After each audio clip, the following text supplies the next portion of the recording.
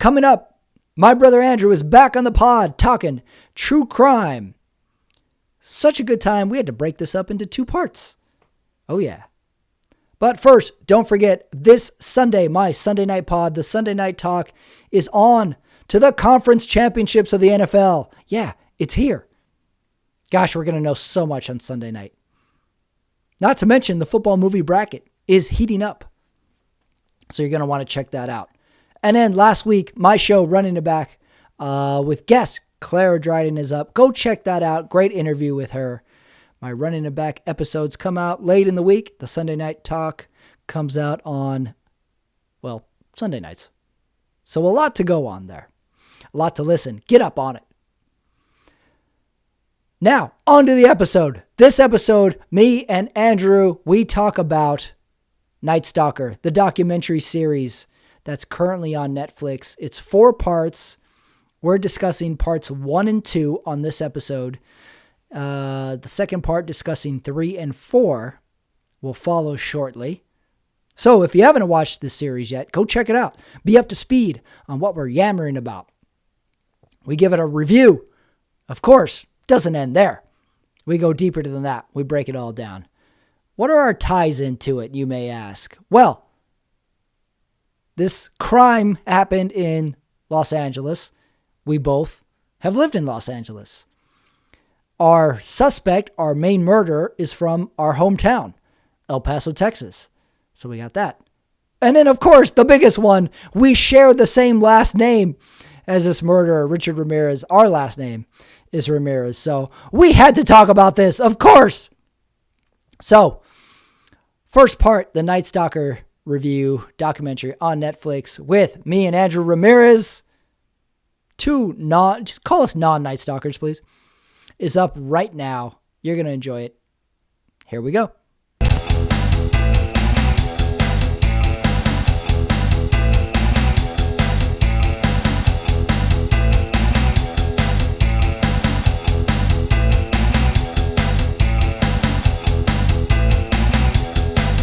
Andrew Ramirez back on the screen, joining me for another true crime deep dive. Dude, you know what? I was thinking, I got to say, you had the record for most views on the channel. Bring it on, I say. However, you had the record for the most views. You have been dethroned by the Chris Cordova episode by like 8 views. Hey, if I have to lose to someone, it might as well be Chris Cordova. Chris Cordova and the VHS. Cordova's a legend. The legend. That guy, I call him the legend of Central El Paso. I love Chris Cordova. He has a fan base. Make no mistake. He does. He's got Chuco Life on Instagram and everything. He's hilarious. He's funny. He makes like calendars and stuff of like El Paso. They're awesome. They're so good.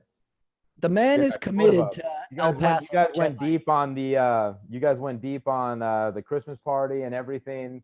Cordova, he's a whole legend. Great guy. Yeah, and awesome. his fans came out. He got a bunch of views, and I said, Chris, the episode did really good. Thanks for doing it. And then he wrote back, awesome. I might be disowned now. Oh my God. Bring his dad on next. If my show can get one person disowned, that would be great. Oh, that is good. You could put that as a credential you have on that show. Disowned from Patrick Ramirez's YouTube channel. We did by being on Patrick Ramirez's YouTube channel. Oh my God. Well, maybe these episodes can put you back on top. Hey, let's go for it. We've got good content coming today. We can go for it. Really, really good content. Back on the true crime kick. The Night Stalker is now on Netflix. It's a 4-part Netflix series. It's directed. We're going to do a review of parts 1 and 2, and then a review of parts 3 and 4 on our show. It's directed by Tiller Russell. He's directed other documentaries as Operation Odessa, which is also on Netflix. I don't know if you've seen that one, but I watched that one like a year ago. It's really, really good. It's about these 2 guys who try and trick the Russian government into selling them a submarine for cocaine smuggling. It is funny. It's these 2 kind of like local dudes who just fall ass backwards into like cocaine money, power, and somehow they have ties with the Russian government buying a submarine. It's still up. I looked it up. It's still on there. Operation Odessa. Same director of Interesting. Night I Stalker. have never heard of that. I'll check it out. Yeah, same director. But we were hoping, or I was hoping, that this Night Stalker series that's 4 parts, they binged it. They put all 4 out at once. I was hoping for the show that they do 1 a week, and then we could review one as it came out every week. But instead they put all 4, so we got to totally binge it. And I'm thinking, I kind of like when they used to make us wait for episodes. You know, when you would like every Thursday night, I'm watching this, and then you got to wait till next week. Now we're spoiled by binging episodes in a row. How did you watch it? Did you watch all 4 at once? Did you break it up? Hey, I got to be honest with you. I'm with you. Like, it would be nice to wait for it every week, but it just seems like in the Corona culture, like it's all about just giving you every single episode at once. And then they kind of bank on you just spending the next 9 to 17 hours just taking them in, you know? Yeah, I guess so. I binged on them. I think I watched it over the course of 2 days. And then I fell asleep a couple of times, like halfway through an episode. And then I would wake up in the morning and kind of just like watch the second half the next morning. But I think I knocked that episode out in about 48 hours. So I definitely binged it. But I think it kind of paid testament to the show, because I can't binge everything on Netflix, you know? A lot of stuff I'll probably tune out around 1 episode or maybe even half an episode, but Night Stalker was pretty easy. I could take that in, and I was pretty addicted to it. There was a lot of elements that I thought they did really, really well. It's funny, Mandalorian on Disney Plus that I got into is doing 1 episode a week. Tiger King was another one they just binged it. I think series should go back to, put it out once a week, grow some anticipation. No doubt. Well, The Mandalorian's good for 1 episode a week. I think that's great because that's like an ongoing story. So no doubt, once a week is great with that. Yeah. Night Stalker, it's kind of like for those, like especially true crime documentaries and like that Tiger King, like Making a Murderer style of documentary. I think they like just throwing it all to you, because the kinds of people who like true crime are like really into just like deep diving and like digging into something, not once a week for 30 minutes, but probably in 1 or 2 sittings over the course of 3 or 4 hours. True crime is like an obsessive compulsive thing, I think. So I think it kind of behooves them to like give you the whole thing in one go, because that's kind of what the audience wants from that, you know? So I'm always down for that. But The Mandalorian once a week rocks.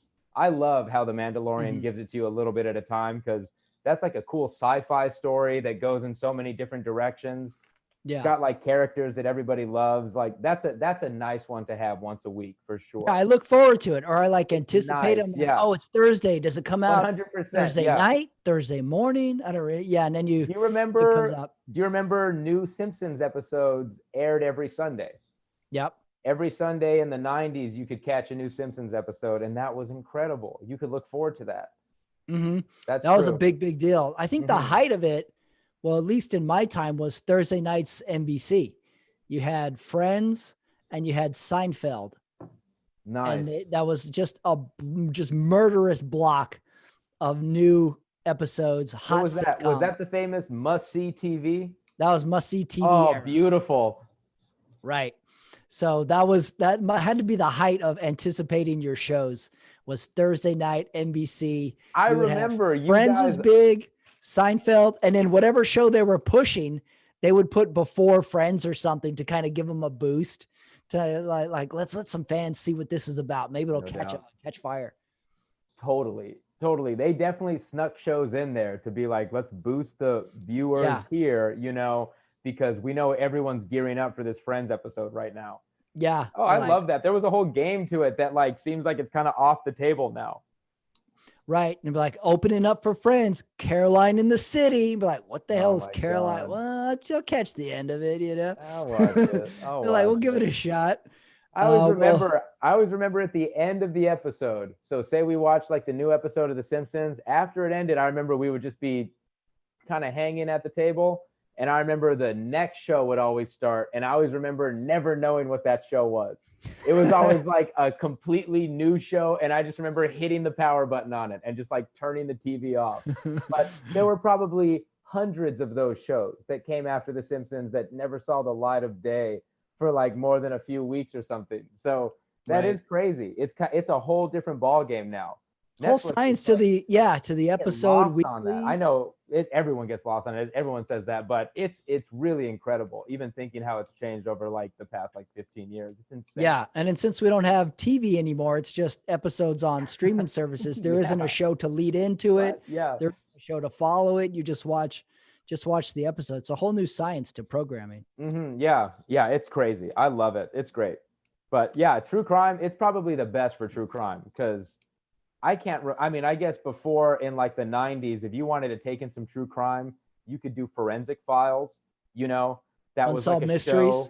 Yeah, you could do unsolved mysteries. They had like the 30 to hour long episodes that you could catch. Yeah, you still had Dateline did a lot. Dateline. Dateline did a lot of good true crime too.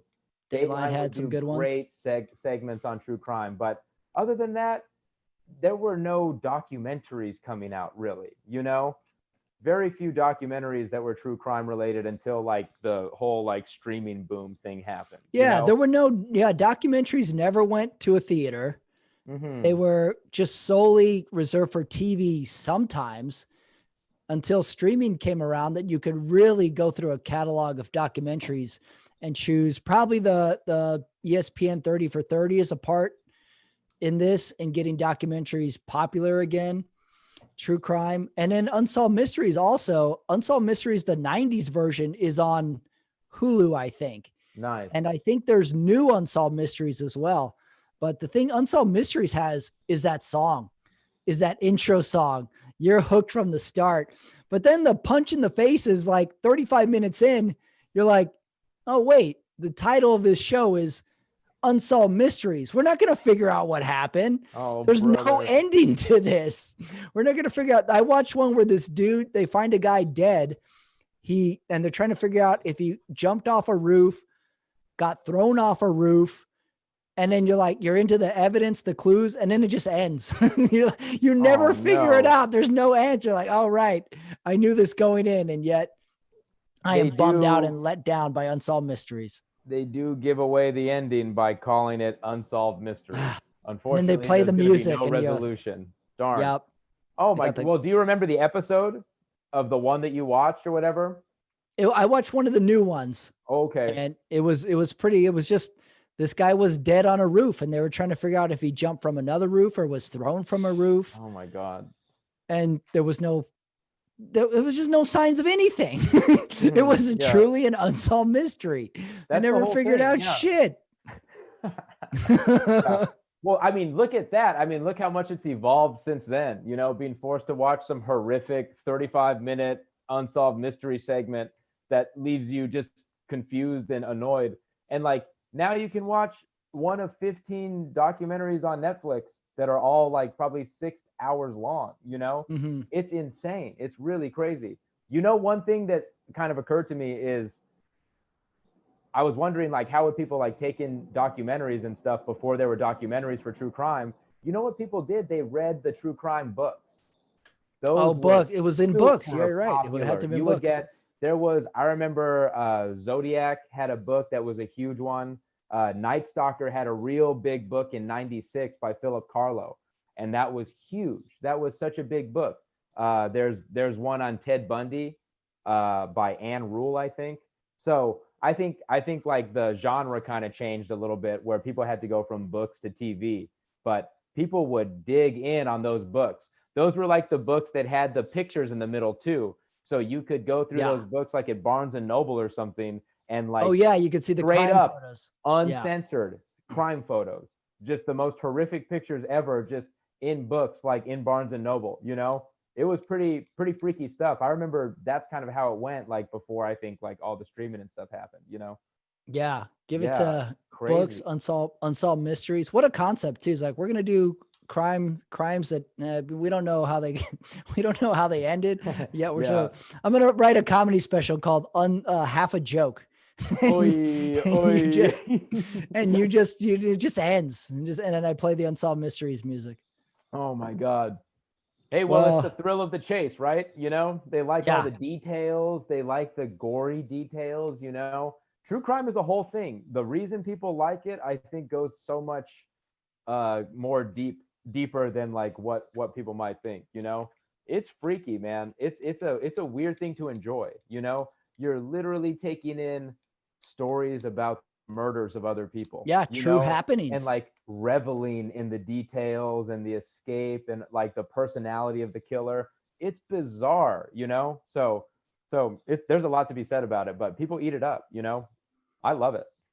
Well, we're reviewing episode 1 and 2 of Night Stalker. Here's the tie-ins for us.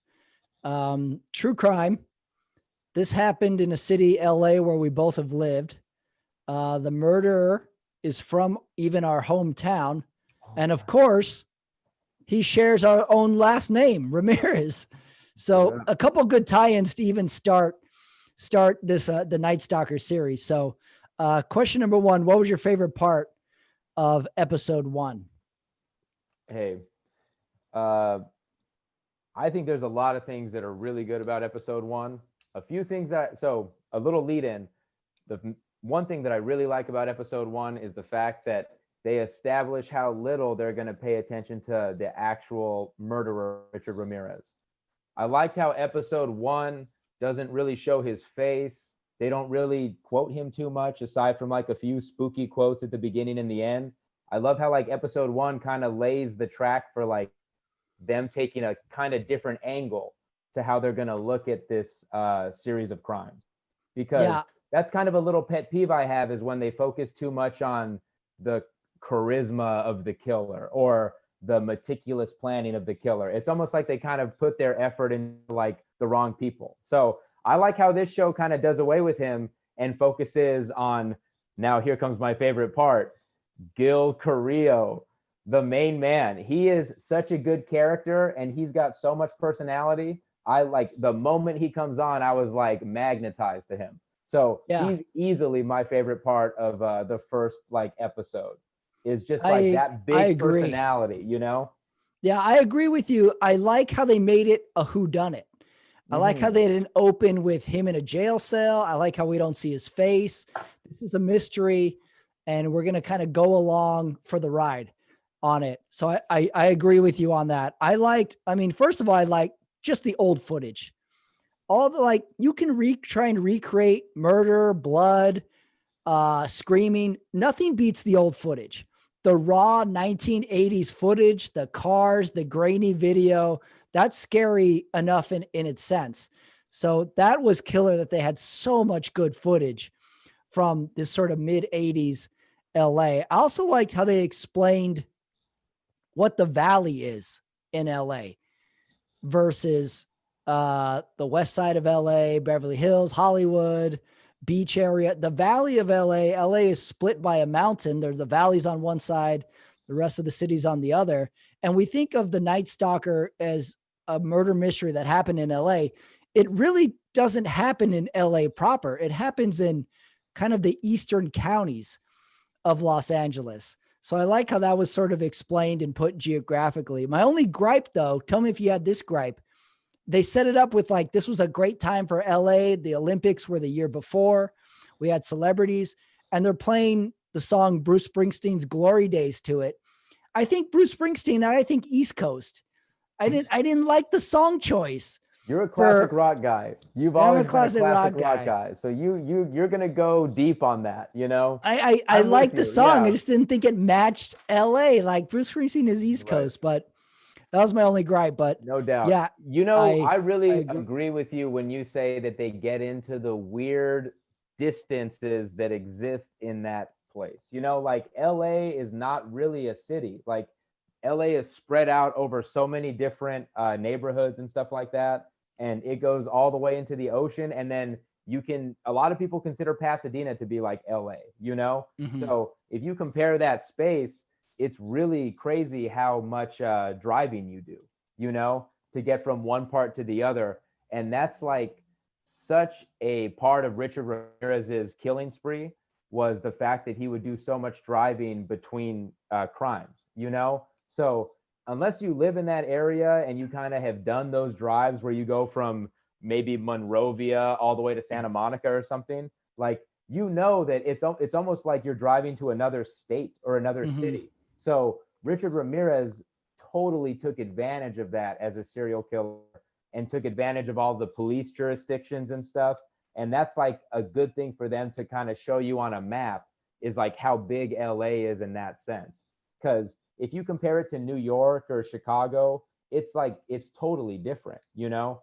So that's good of the documentary to do that. I thought that was real sharp of them too. You mentioned Gil Carrillo. I put in parentheses, he's the main character of this whole documentary. He was the detective. He was a East LA guy, Vietnam vet. I like this part though, when he said, my goal was, when I got back from Vietnam, I wanted to get revenge on my girlfriend who dumped me by getting her back, and then I could dump her. And then he ends up getting married to her, and it's his lifelong wife. I thought that was funny. That's the first moment where you're like, who is this guy?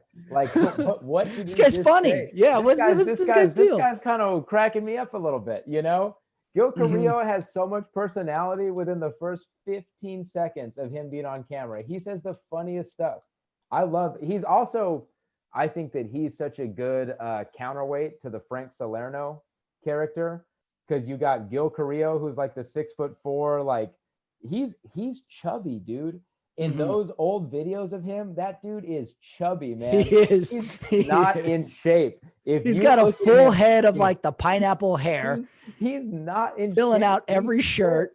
Yeah, he looks hilarious in all of those videos when he's stuttering and looking off to see like the teleprompter. Like, he is really funny and really out of shape. It's almost like you're watching a made up show about this, you know? Like, you would never suspect Gil Carrillo would be the best that the police has to offer for the Night Stalker case, you know? Pretty young too. He was young into his career. Years old. He was 35 when they gave him the case. So his story is like such a just a feel good rise, you know? I think that's like why I kind of like it a lot too, is like his trajectory. And then Frank Salerno, don't sleep on Frank. Frank Salerno is like the guy who solved the Hillside Strangler case and did all of like a lot of big cases leading up to the Night Stalker. So he's kind of like, you know how you can look at it. It's kind of like Frank Salerno is Shaq in 2000s. And then you got Gil Carrillo as like the Kobe, you know? Gil Carrillo's got a lot of ideas. He's got a lot of raw talent, but he's untested, you know? So they kind of made a Shaq and Kobe combo there that totally worked out for them. Yeah, you know? I like that. Yeah. You got Shaq, Kobe. You could go Phil Jackson, Kobe as well. I love Maybe that. Phil is Frank Salerno, Kobe and Shaq together are Gil Carrillo. Definitely. Gil's untested. Gil has nothing except he's just full of like, motivation. Yes. He wants to get in there. Yeah, I wrote Frank Salerno is our second lead in here, the LA homicide detective. Yeah, they're teaming up is the whole crux of this story. This would like you couldn't make a better kind of movie script putting the two cops together. So I thought their union, and then Gil Carrillo knows of Salerno, and he's like hoping one day to team up with them. So they can, so it's already good motivation in there. So this led me to my next curiosity. If we're making it a movie, who plays Gil Carrillo and who plays Frank Salerno? Okay. Hey, listen, it's worth so are we talking about old Gil Carrillo talking about the Night Stalker? I want to go current. Gil Carrillo? I want to go 1985 Frank and Gil. Okay, so younger versions of themselves. Okay. If we're going young Gil Carrillo, maybe this is because I'm watching Narcos too, but I'm giving it to Michael Pena. Oh, I had I the think same pick. Michael Pena is gonna gain weight. He's gonna grow that hair out, and he's gonna nail Does it. he need to gain Michael that much Pena is weight? gonna nail it. Did you pick Michael Pena too? I picked Michael Pena too. Hey, Yeah, it's a perfect role for him. I It's think a so too. perfect role. Michael Pena would rock, and he's funny too. Gil Carrillo is a funny Right. character, and Michael Pena could. Have you seen Narcos Mexico? No, I haven't. Oh, Michael Pena I'll have to catch up on that. shines. He shines in that. He's so funny, and he's also like kind of tough too. It works. Like Gil Carrillo and Michael Pena, perfect. That Michael would be Pena great needs a role. lead role in something. Has he ever been the lead in anything? He needs did. a lead role. I mean, he was the lead role in the Cesar Chavez movie, but that was more of like a little, that was like a blockbuster, Who was the guy? Who was the guy? He was in Elysium. He was in Rogue One, I think. What's that guy's name? Okay. Oh, I know He'd exactly have to gain a bunch of weight. No, he's his name is got like two first names, kind of, Oscar, right? Oscar Isaac. That's his name? I think so.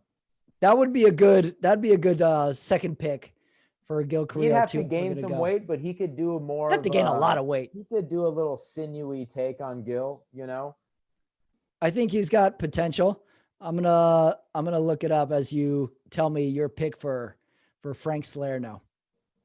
Okay, for Frank Diego Salerno, Luna. That's our second pick. Oh, nice. Diego Luna. Nice. Okay, yeah, no, Diego Luna. Hey, weirdly enough, Diego Luna's in Narcos Mexico too. So you should definitely watch Narcos Mexico. It'll be a dream come true for you. Okay, so for Frank Salerno, young, I can think of two that I would want, and this is going to give you a fork in the road where this series will be. But for one of them, let me give you the more mainstream one first. Ben Foster. Who's that? Ben Foster. Have you seen Hell or High Water?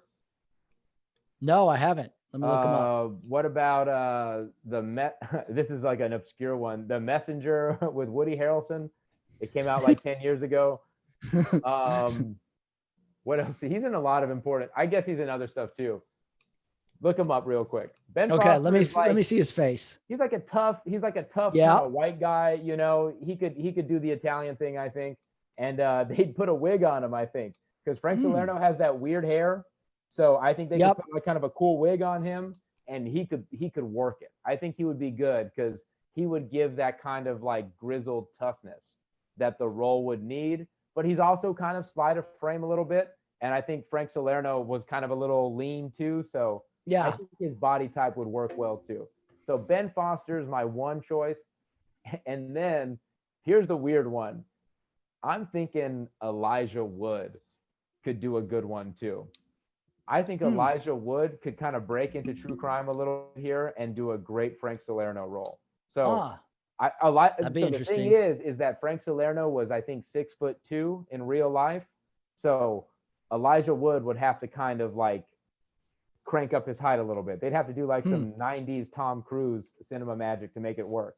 But I think they could do it. I think Elijah Wood could do a good role too. What about you? What do you think? Okay, I got Frank Salerno, option number 1, Sam Rockwell. Great. I think he kills in everything, and I think he could just chew the scenery so well in this sort of role. Option number 2, this is a little bit of you have to get in the time machine for this one. This is going to be mid-90s Will Ferrell. Plays a dramatic role and plays excellent Frank Salerno. So couple options there. He wouldn't play it goofy.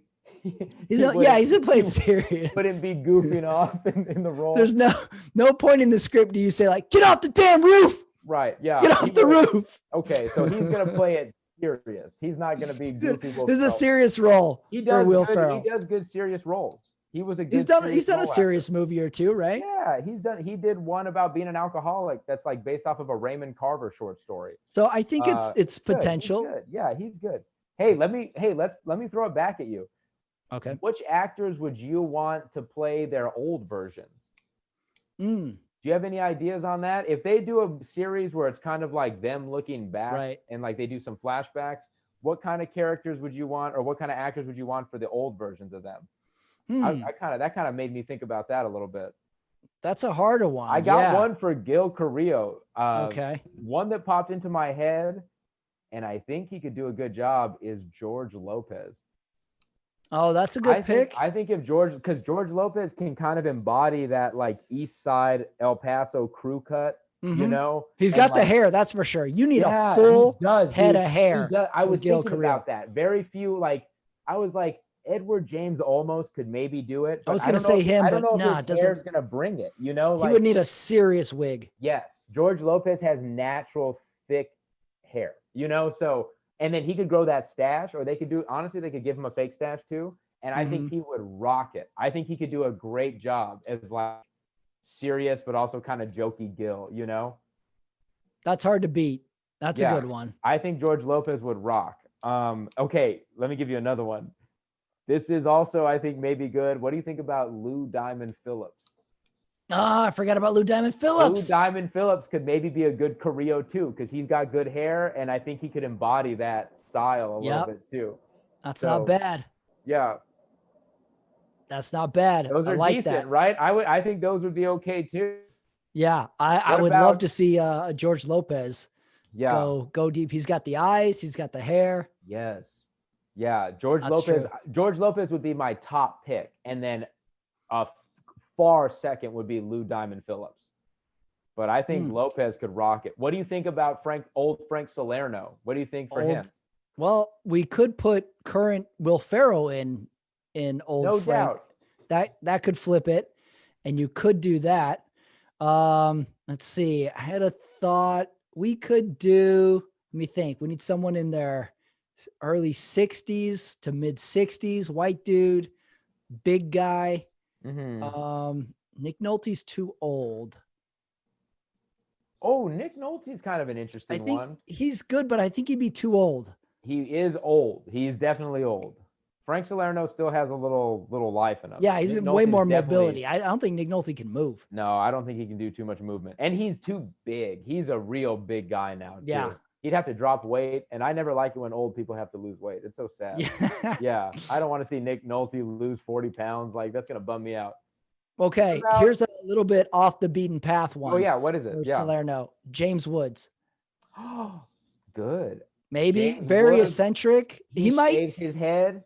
He would do it. He could do a good job. He might do too much with the character, but I kind of would like to see. That kind of sparked me a little bit. I was going to say, okay, wait, hold on. Let me write it down before I forget it. Okay, so my first idea was Russell Crowe. I was like, you could shave Russell Crowe's head. You could he's thick now, but he could drop like maybe a little bit of weight. There's no body type Russell Crowe can't achieve. He'd do it all. So yeah, he could do it all. If you look up pictures of him now, or at least in the last few years, he's ballooned a little bit, but he could do it. He could get back in shape, and he could do a Frank Salerno. Okay, but the one you made me think about when you said yours was, what about John Malkovich? Yeah, John Malkovich, I feel like could do for Salerno a cool take on Salerno too. Yeah, Malkovich. He would have an interesting take. He's got that voice that he always tries to play up a little bit, I think. I always thought Malkovich didn't really do a good job of trying to change his voice for roles. He always does his John Malkovich voice, but I think he could do a good Salerno. I like him enough that I think he could pull it off, especially if he's working with Lopez. If him and Lopez right interviewees, like Lopez is so silly, and I think Malkovich could give that kind of like what's up his ass like personality that Salerno probably had to bring, you know? Yeah. We'd have to do some good chemistry tests between the actors, see which pairing works the best, because their union is so key in this whole story. It's the perfect kind of buddy cop story. Totally. Let me think what else happened in the episode. The first episode deals with, let's see, 1, 2, 3, 4, 5. The first 6 murders. They happen for geography, Rosemead, Monterey Park, Whittier, Arcadia, and Sierra Madre. And these are far east locations outside of LA to give you a geography. March 27th, 1985. This is the Whittier one. The very first shoe print is obtained, which ends up being a crucial clue in the case.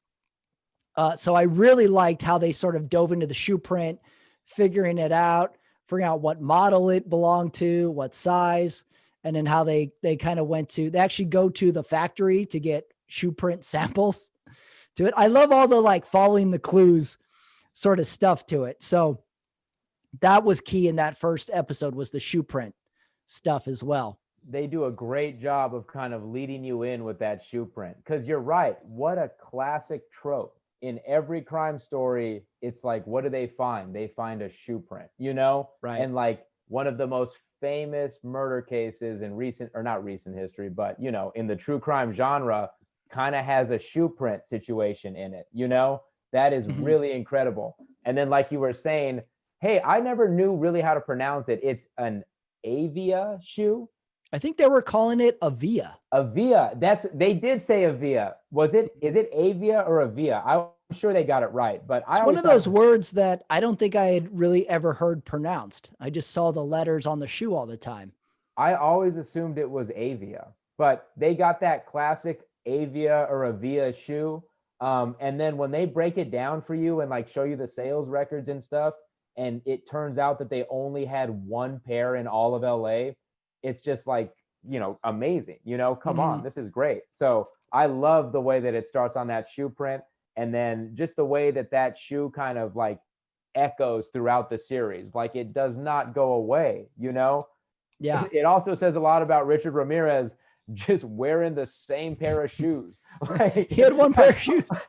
That guy had one pair of shoes. He probably had one pair of socks. Like he was just wearing those Avias everywhere he went, It was just, it's really, this is not the right word for it, but this is what I felt is like, it's relatable, like one pair of shoes, like everywhere he goes. It's like the story almost like kind of feels comforting in how like simple it is with like a shoe print or something like that, And also this was in the time pre-DNA. And I didn't know this, the fingerprint method to matching it up was purely analog. There was no fingerprint database. It was just matching up slides straight of up fingerprints. This was like really, really crude detective work.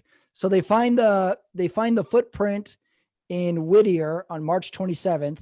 Then they confirm the footprint in another case, July 5th in Sierra Madre. And they have the great line where they say like, hey, this is the same footprint.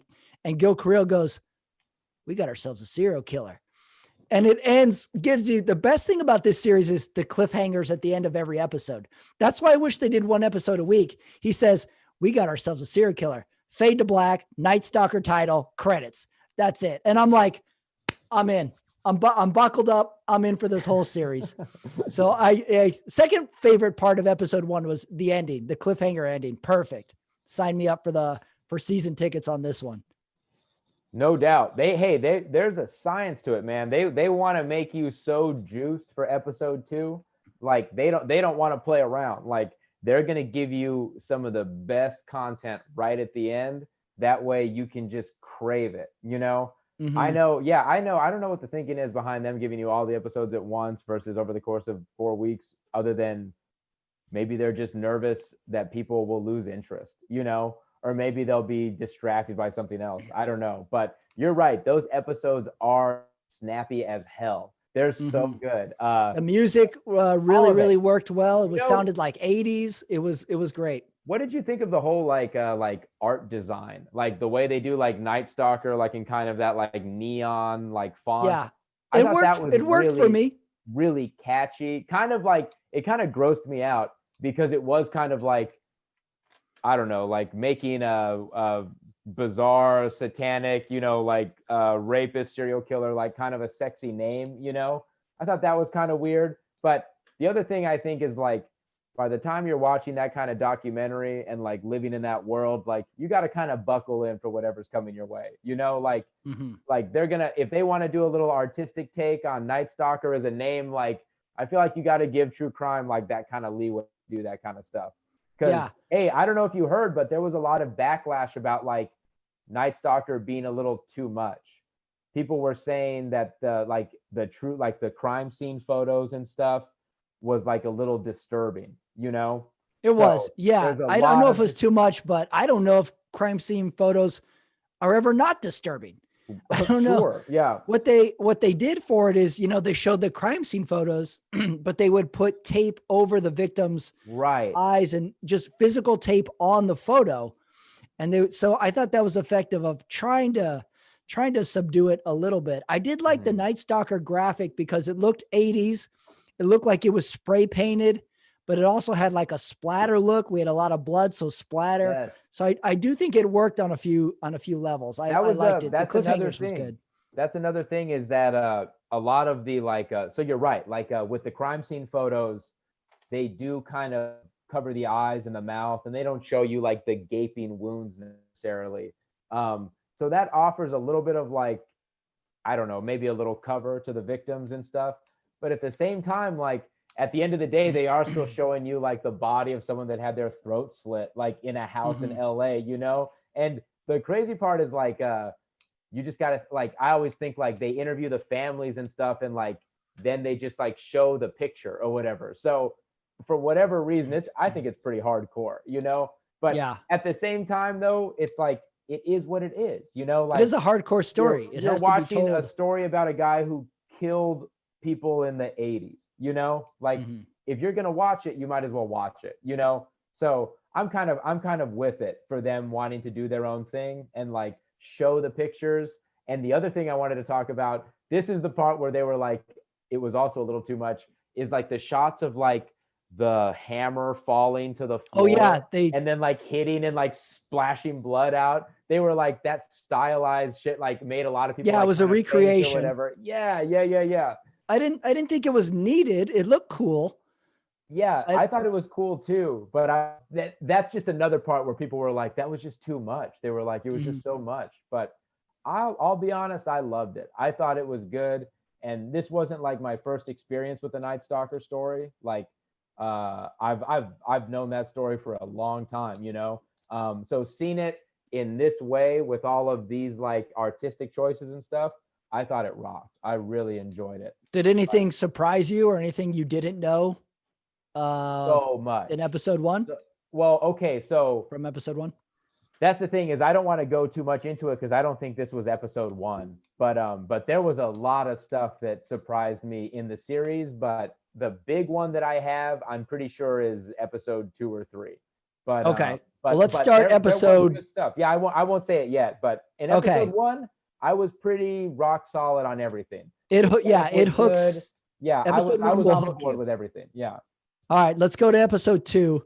Episode two starts um, with kind of a recap.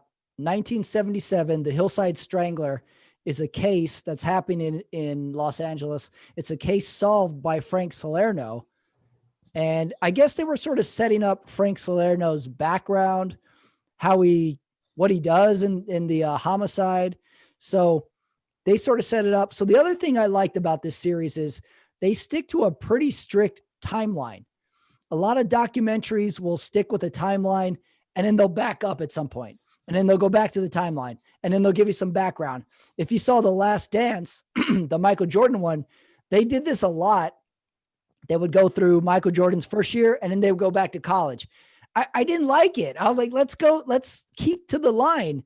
I'm getting hooked on this. And then you take me back. The Last Dance did it pretty effectively, but a lot of documentaries do that where they mess with the timeline. This was the only little backtrack I thought in the whole thing, but it did work. It did serve the purpose of setting up Salerno. So my main takeaways from episode 2 is, as they're kind of studying the cases, the murders, is the sheer randomness of these murders. They can't put together any sort of through line. They have random weapons used. There's no order to the ages. There's no order to the genders. And they're really just chasing this footprint. And we sort of pick it up from there. And then a little bit in, we see the first drawing of the pentagram on one of the crime scenes. So you don't really know what the heck's going on. And they didn't know what the heck was going on. Yeah, totally. Hey, so I totally agree. Like that little backtrack, like style of editing that a lot of documentaries like to do, I don't like it either because it breaks the flight of the arrow. So like if the arrow's moving, I want to stay on the arrow. Like I hate when they go back in time and you have to be like, ugh, like now the history lesson aspect of it starts, you know? So I loved how this stays on flight, except for, like you said, the Salerno background part, because they kind of discussed it a little bit in episode 1, but the Hillside Strangler case was insane. They were just literally finding bodies dumped on the side of hills all over Los Angeles and stuff like that, you know? And I didn't know that. I didn't know the hillside reference was literally they were finding bodies on a hillside. Yes. I thought it was like maybe yes. there was a city named Hillside or someone's last name. No, so I didn't know that part. Bodies sprawled on the side of a hill that like joggers and drivers would just like see and then call the cops. And sure enough, it was just like the dumped body of another murder victim. And so I love the way that a lesser documentary would have over fixated on this case or kind of burnt a little too much fuel on it. But all this documentary does is kind of set up how insane this case was, how violent it was, and then how hard it was to solve. And then they just get 2 or 3 cops to say, and Frank Salerno put it all together. They were like, that guy, what he pulled off was impressive. Like no one could believe that he solved that case. And he found out that it was 2 guys doing it. And boom, that's it. They don't spend another second on it other than that could have really derailed the story. A bona fide fucking badass cop. Like that's all that they do with that section is like tell you he is the pro here, you know? And then it works great, you know? I really like the way they do that a lot. I thought that was just enough, right? Just set up Frank Salerno. He's the badass cop. He was in what did they call the group that was solving the murders? Was it the Bulldogs? Oh, I don't remember.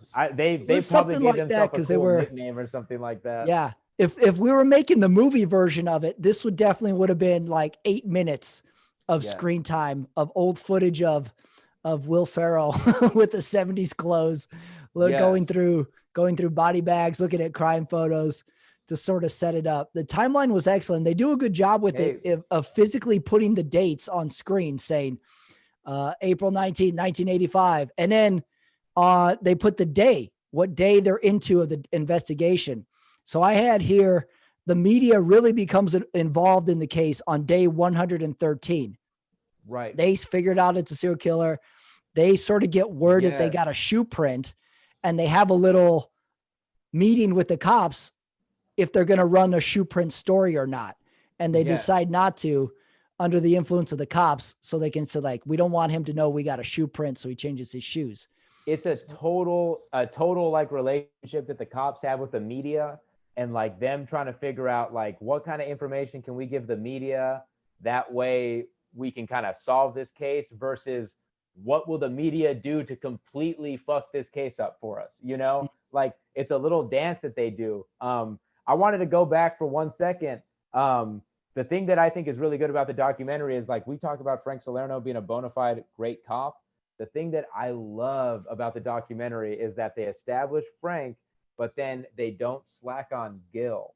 A thing that I love about it that you said was you were talking about all the randomness of the attacks. So he uses hammers, he uses kitchen knives, he uses a 22, blah, blah, blah. They were like, what is the connection here? You know? And I love the part where Gil Carrillo talks about that like community college class he was taking like in the Valley, where he took like a criminal like psychology class. And he was like, if you look at the evidence, this killer prefers to see a look of shock on his victim's face, you know? And then he breaks it down and he says the killer had so many opportunities to just off his victims.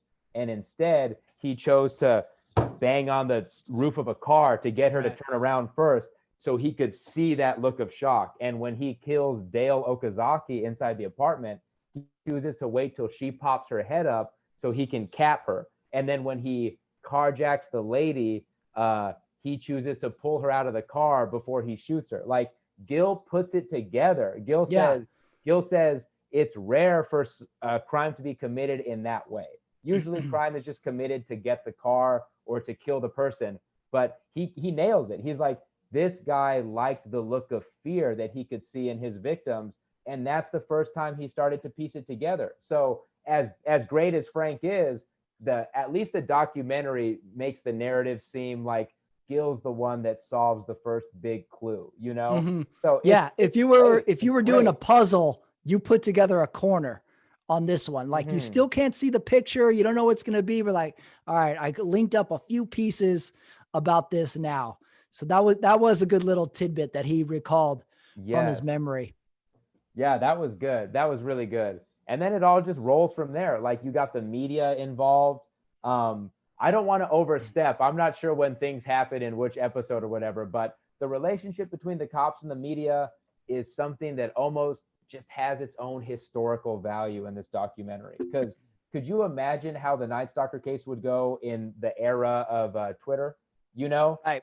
like forget it. Like Forget every it. It single little wouldn't happen. clue is Mhm. exploded. You know, like also technology wouldn't even allow for this to happen anymore. It So wouldn't. Ring video doorbell could has you probably stopped so imagine? many murders to this Exactly. Yeah. Richard Ramirez would be on so many cameras, like with his avias, his size 12 avias, just trying to sneak into windows. Like he would get caught so fast, you know. But Yeah. it's not the magic, but it's like the just the atmosphere of that time, you know. Like no one has cameras, no one has security systems. People still kind of live in that era where they don't mind leaving their windows open, you know. I couldn't believe that. I still It's believe people crazy. were like, Oh, nah, lock my keep in door. mind, keep in mind that summer where he was going on his killing spree, it was a really hot summer. Mhm. So people just had to have their windows open because of the sheer heat. So that was kind of like a little bonus thing, is that like AC units went up just as much as gun sales, you know, like people had to finally start cooling their houses because they just couldn't leave their windows open anymore. So it was a whole thing. It was totally a whole thing, like unique to that time in the 80s, you know? Let's wrap up episode 2 on this one. I wrote down close call when the cop pulls over a car in Eagle Rock, pulls the guy over, doesn't have a license, nothing, puts him on the hood of the car, starts to call in on the radio. I got a guy here. And then he takes off, and on the hood of the car through the dust, a pentagram is drawn. And they're like, what the heck? All right, well, let's take this car in.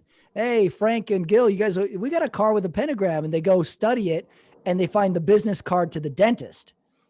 And they're like, hey, has anybody come in here with bad teeth? And they get the x-rays and they set up a whole thing. And like, all right, when this guy comes back, or they find out he's got a impacted molar or something. Mm-hmm. Right. And they say like, I don't know who this guy is, but if this is his teeth, he's got to come back. He's going to be in pain.